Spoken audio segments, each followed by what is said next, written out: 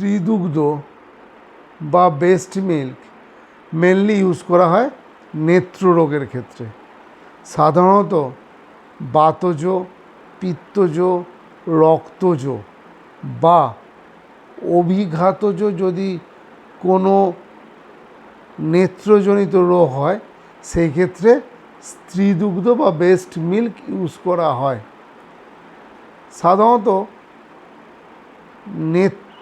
নেত্র রোগের ক্ষেত্রে যে নেত্রতর্পণ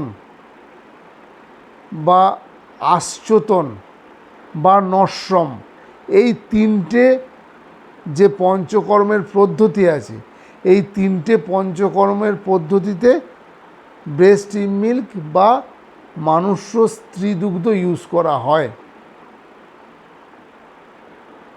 এবং এর মেন কাজ মেনলি চোখের রোগের ক্ষেত্রেই করা হয়। আয়ুর্বেদ শাস্ত্রে চোখের রোগের ক্ষেত্রে কিন্তু স্ত্রীদুগ্ধের গুরুত্ব অনেক বেশি। ফলে চোখের বিভিন্ন রোগ বা চোখের বিভিন্ন থেরাপির ক্ষেত্রে আমরা ব্রেস্ট মিল্ক ইউজ করতে পারি। ব্রেস্ট মিল্ক কালেক্ট করে তাকে ইউজ করলে খুব ভালো ফলাফল দেখা যায়। নমস্কার।